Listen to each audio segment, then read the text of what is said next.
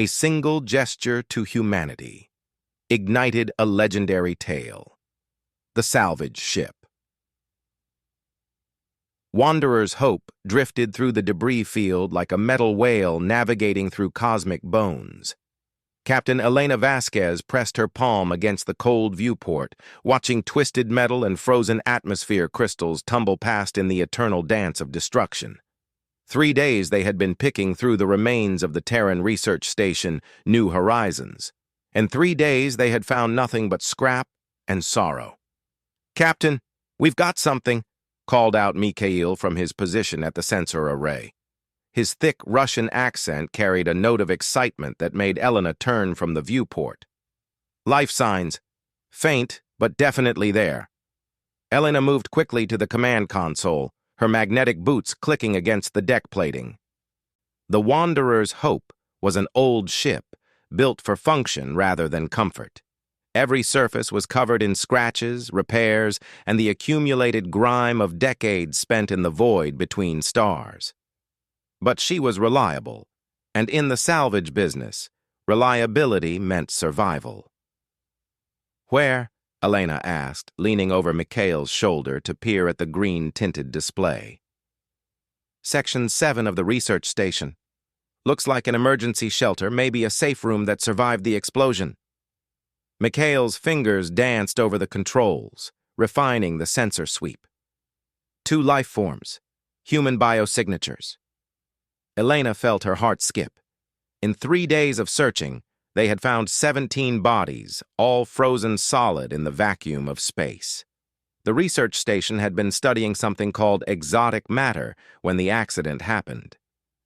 The official report said containment failure, but Elena had seen enough accidents to know this looked more like sabotage. "Get us close," she ordered. "Tommy, prep the cutting tools. Sarah, suit up for EVA." The crew moved with practiced efficiency. Tommy Nakamura, their engineer, was already pulling plasma cutters from their storage compartments. Sarah Williams, their medic and EVA specialist, was stepping into her environmental suit with the fluid grace of someone who had spent more time in vacuum than atmosphere. As they maneuvered closer to the damaged section, Elena could see the twisted remains of what had once been a state-of-the-art research facility. The explosion had torn through the station's superstructure like a shotgun blast through tissue paper. Hull plating hung in twisted sheets, and entire sections had been blown clear of the main structure. But there, buried deep in the wreckage, was a reinforced compartment that had somehow survived the devastation. "Life support is minimal," Sarah reported over the comm as she jetted toward the debris. "Whatever's keeping them alive in there, it won't last much longer." Elena watched through the external cameras as Sarah worked. The woman moved like a dancer in zero gravity, using precise bursts from her maneuvering thrusters to position herself perfectly for each cut. Sparks flew in brilliant arcs as the plasma torch bit into the damaged hull plating. "Almost through," Sarah called. "Wait. I'm getting some kind of transmission. Audio only, very weak." "Put it through," Elena ordered. The bridge speakers crackled with static, then a voice emerged from the white noise. It was human, definitely, but speaking in a language Elena didn't recognize. The cadence was strange, almost musical, with rising and falling tones that reminded her of singing. "That's not any Earth language I know," Mikhail said, frowning at his linguistic analysis display. "Computer's not getting a match either." "Keep cutting, Sarah," Elena ordered. Whatever was in there, they needed to get it out before life support failed completely. The plasma torch finally broke through, and Sarah used a pry bar to open a gap large enough to crawl through.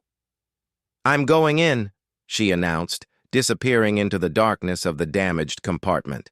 For long minutes, there was only static on the comm.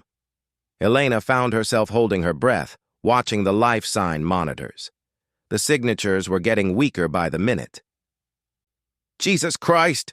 Sarah's voice suddenly burst through the speakers. "Captain, you need to see this." "What is it?" Elena demanded. "I've got 2 survivors, but—" "Captain, one of them isn't human." The bridge fell silent except for the hum of life support systems. Elena felt a chill run down her spine. First contact with an alien species had been humanity's dream for centuries, but it had never happened.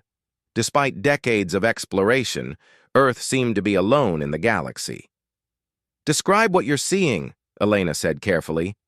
"The human is Dr. James Chen, according to his ID badge. He's unconscious but stable. The other—" Sarah paused. "It's humanoid, about 6 feet tall, but the proportions are all wrong. Too thin, too long. Skin has a blue-gray color, and the head is larger than human normal. But, Captain, that's not the strangest part." "What's the strangest part?" "Dr. Chen is holding its hand. And from the way they're positioned, it looks like they've been holding hands for days." Elena stared at the viewport, her mind racing. An alien species, survivors of what appeared to be sabotage, and a human doctor holding hands with a being from another world. The implications were staggering. "Can you move them?" she asked. "The alien is conscious but very weak. It keeps trying to talk to me in that musical language. And Captain, I think it's afraid." "Afraid of what?" "Afraid I'm going to separate it from Dr. Chen." Elena made her decision. "Bring them both aboard. Keep them together. And Sarah, this stays between us until we know what we're dealing with." As the rescue operation continued, Elena couldn't shake the feeling that they had just stumbled into something much larger than a simple salvage mission. The image of a human and an alien holding hands in the darkness, keeping each other alive through the worst disaster either of their species had ever faced, would stay with her for the rest of her life. But she had no idea that this single gesture of connection between two different species would soon spark a chain of events that would change the galaxy forever. The Wanderer's Hope engaged its engines and began the journey home, carrying precious cargo that would soon turn the universe upside down. In the medical bay, Dr. James Chen slowly opened his eyes and saw an alien face looking down at him with what could only be described as concern. Their hands were still intertwined, and despite everything that had happened, neither one let go. Elena stood in the doorway, watching this unprecedented moment in galactic history, and wondered if humanity was ready for what was coming next. The gesture was simple, even innocent, but she could feel the weight of destiny settling around them like a shroud. Outside the viewport, the stars continued their eternal dance, unaware that everything was about to change. A single gesture to humanity ignited a legendary tale. 3 weeks after the rescue, Dr. James Chen sat in the medical bay of Terra Station, Earth's primary orbital facility, with his alien companion beside him. The being had a name now, though it was impossible for human vocal cords to pronounce. The closest approximation was Kethvar, and the name seemed to fit the graceful, elongated creature who had become the center of the greatest controversy in human history. James watched through the reinforced windows as protest ships circled the station. Some carried banners demanding that the alien be studied, dissected, and analyzed. Others insisted it should be quarantined or expelled from human space entirely. But a growing number carried messages of welcome, curiosity, overcoming fear. "The Galactic Council has agreed to meet," announced Director Sarah Morrison as she entered the medical bay. She was a stern woman in her 60s, with gray hair pulled back in a severe bun and eyes that had seen too much of both the best and worst of humanity. "But they want guarantees that this isn't some elaborate hoax." Kethvar turned its large, dark eyes toward the director. When it spoke, the musical tones of its language filled the air like wind chimes in a gentle breeze. The translation device they had managed to construct rendered its words in a flat, mechanical voice that somehow diminished the beauty of its natural speech. "I understand their suspicion," the device translated. "My people have made the same mistake with species we have encountered. Fear often speaks louder than wisdom." James squeezed Kethvar's hand gently. The gesture had become natural between them, a bridge across the vast gulf of species difference. In the 3 weeks since their rescue, they had spent hours learning each other's languages, sharing stories of their worlds, and discovering that intelligence, curiosity, and compassion were truly universal traits.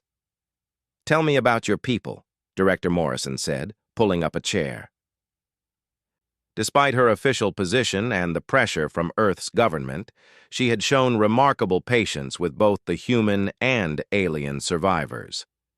Kethvar's expression shifted to something that might have been sadness. "We are called the Veltar in your words. We have been exploring the galaxy for longer than your species has existed. We have encountered 17 different intelligent species, and in every case, first contact has led to conflict." "Every case?" James asked, surprised. "Every one. Fear, territorial disputes, misunderstandings that escalate into violence. It is the pattern of the galaxy, we thought. Intelligence breeds aggression. Sentience leads to suffering." The alien's grip tightened on James's hand. "Until the research station." Director Morrison leaned forward. "What was different about the research station?" "I was there as an observer, sent by my people to monitor human activities near the border of what you call the neutral zone. My ship was damaged by the same explosion that destroyed your facility. I should have died in the vacuum, but Dr. Chen found me." James smiled at the memory. "I was trying to reach the emergency shelter when I saw movement in the wreckage. Kethvar was trapped under a fallen beam, suited up but with a cracked helmet. The atmosphere was venting fast." "Any human would have done the same thing," Director Morrison said. "Would they?" Kethvar asked. "In my experience, when faced with the unknown, most species choose self-preservation over compassion. Dr. Chen chose differently." The director looked puzzled. "How so?" James felt his cheeks redden slightly. "There was only enough emergency air in the shelter for one person. When I helped Kethvar inside, I cut our survival time in half. We were both going to die, just more slowly." "But you stayed together," the director observed. "We talked," Kethvar said simply. "Dr. Chen taught me human words, and I taught him ours. We shared stories of our homes, our families, our dreams. When the air began to run thin and we thought rescue would never come, Dr. Chen took my hand." "I was scared," James admitted. "Not of dying, but of dying alone. And I realized that Kethvar was scared too. Fear is universal, but so is the need for connection." Director Morrison was quiet for a long moment, processing the implications. "And that's when you made contact with the Galactic Council?" Kethvar nodded. "My people were preparing to declare humanity a hostile species based on reports of your military expansion and territorial conflicts, but I sent a message. I told them about Dr. Chen, about the choice he made, about the time we spent together. For the first time in our history, we had evidence that a species could choose cooperation over competition." "The research station explosion," James said. "It wasn't an accident, was it?" The alien's expression grew dark. "There are factions within the galaxy who profit from conflict. They have agents among many species, including yours and mine. The explosion was meant to prevent this meeting, to ensure that fear would triumph over understanding once again." Director Morrison stood and walked to the window, watching the protest ships continue their orbital dance. "And now the galaxy is watching to see what humanity does next." "Not just humanity," Kethvar corrected. "The Veltar Council is divided. Some see Dr. Chen's actions as an anomaly. They believe humans will revert to type when faced with real challenges. Others think this might be the beginning of something new." "What do you think?" the director asked. Kethvar looked at James, and something that might have been hope flickered in its large eyes. "I think that in a galaxy filled with weapons and warships, the most powerful force might be a simple gesture of kindness. Dr. Chen could have saved himself and left me to die. Instead, he chose to face death with a stranger, holding hands in the darkness. James felt the weight of history settling around them. 3 weeks ago, he had been a simple research scientist studying exotic matter. Now he was apparently humanity's first ambassador to an alien species, and the decisions made in the next few days would determine whether the galaxy moved toward unity or remained fractured by fear and suspicion. "The Galactic Council meeting," he said. "When?" "Tomorrow," Director Morrison replied. "And Dr. Chen, you should know that 17 different species will be watching. Some are hoping you'll prove that cooperation is possible. Others are waiting for you to confirm their worst fears about intelligent life." "No pressure, then," James said with a weak smile. Kethvar's musical laughter filled the room. "Dr. Chen, you have already done the impossible. You held the hand of the unknown and chose trust over fear. If that is not enough to change the galaxy, then perhaps the galaxy does not deserve to change." Outside the window, the protest ships continued their dance, unaware that the fate of countless worlds might rest on the simple human gesture of reaching out to touch another being in the darkness. Tomorrow, the galaxy would learn whether that gesture had the power to ignite a new age of cooperation, or if fear would once again triumph over hope.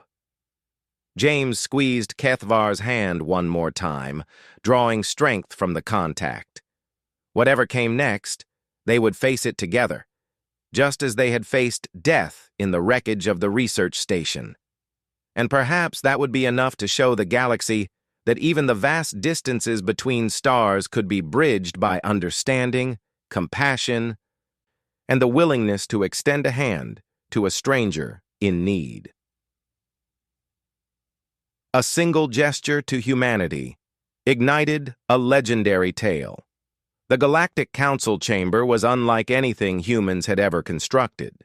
Built into an ancient asteroid that had been hollowed out millions of years ago by a species whose name had been forgotten, the vast spherical space could hold representatives from hundreds of worlds. Today, it held 17 different species, all focused on a simple table where Dr. James Chen sat beside his alien companion, Kethvar. James tried not to stare at the assembled delegates. The Veltar had prepared him as best they could, but seeing the diversity of galactic civilization was overwhelming. There were crystalline beings that communicated through light patterns, insectoid creatures with multiple arms and compound eyes, gaseous entities contained within environmental suits, and forms so alien that his human brain struggled to process them as living beings. At the center of the chamber, the council speaker rose. It was a member of the oldest known species, the Eternal Ones, beings of pure energy who had transcended physical form eons ago. When it spoke, the words appeared directly in the minds of all present. "We gather today to witness an unprecedented event. For the first time in recorded galactic history, two species have achieved peaceful first contact without violence, territorial dispute, or loss of life. The human Dr. James Chen and the Veltar Kethvar have presented a new model for interspecies interaction." A rumble of discord swept through some sections of the assembly. James could see skeptical expressions on alien faces. Species that had been locked in conflict for millennia, struggling to believe that peace was possible. The speaker continued. "However, before we can consider membership for the human species in the Galactic Alliance, we must test this claim. It is one thing to show kindness to a single individual in extreme circumstances. It is another to maintain that kindness when faced with the complexities of galactic politics." James felt his stomach drop. This was what Director Morrison had warned him about. The galaxy wasn't just going to take their word for it. They would be tested, and humanity's future among the stars would depend on how they responded. "The test is simple," the speaker announced. "We have brought here today a delegation from the Sectar Empire." A section of the chamber floor opened, and a platform rose from below. On it stood three beings that made James's blood run cold. The Sectar were nightmarish creatures, all chitin and claws, with multiple eyes that glowed with malevolent intelligence. But what made them truly terrifying was their history. They were the galaxy's slavers, a species that had built their empire on the suffering of others. The Sectar have a legitimate grievance, the speaker continued. 2 of their cargo vessels were destroyed by human military forces 3 months ago. They demand compensation and the right to establish trade relations with humanity. James exchanged a glance with Kethvar. They both knew what kind of trade the Sectar were interested in. The destroyed cargo vessels had been slave ships, and the human forces had acted to free the captives. But the Galactic Council operated on strict legal precedent, and technically the Sectar had been operating in legal gray areas of space. The lead Sectar delegate stepped forward, its voice a harsh grating sound that the universal translators rendered as barely civilized words. The humans destroyed our property without provocation. We demand restitution, 10,000 human slaves to replace our lost cargo, and the right to establish recruitment centers on Earth. The chamber fell silent. James could feel the weight of every gaze in the room. This was the test. Humanity could gain entrance to the galactic community by agreeing to the Sectar demands, legitimizing slavery, and condemning their own people to bondage. Or they could refuse and likely be banned from galactic society forever. James stood slowly, his legs feeling unsteady. When he spoke, his voice carried clearly through the chamber despite his nervousness. No. The word hung in the air like a challenge. The human species rejects the Sectar demands completely. We will not hand over our people to slavery, and we will not allow recruitment centers on our world or any world under human protection. Angry chittering erupted from the Sectar delegation. Other species began talking among themselves, some approving, others clearly disturbed by the human stance. The lead Sectar stepped closer to the human table. Then you choose conflict over cooperation. You prove that your species is just as violent and territorial as all the others. James felt Kethvar's hand squeeze his, drawing strength from the contact. With respect, that's not what we're proving at all. He turned to address the full assembly. 3 weeks ago, I held the hand of a being I had never seen before, from a species I didn't know existed. I made that choice because I recognized something in Kethvar that transcends species boundaries. Intelligence, dignity, the right to exist free from harm. James gestured toward the Sectar delegation. What they're asking for violates that fundamental principle. They want us to trade in suffering, to treat sentient beings as property. That's not cooperation, that's complicity in evil. Evil is a relative concept, one of the other delegates interjected. The Sectar have operated within galactic law for millennia. Then galactic law is wrong, James said simply. The chamber erupted in chaos.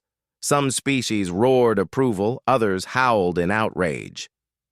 The ancient legal structures that had governed the galaxy for millions of years had just been challenged by a species that had only learned of alien life 3 weeks ago.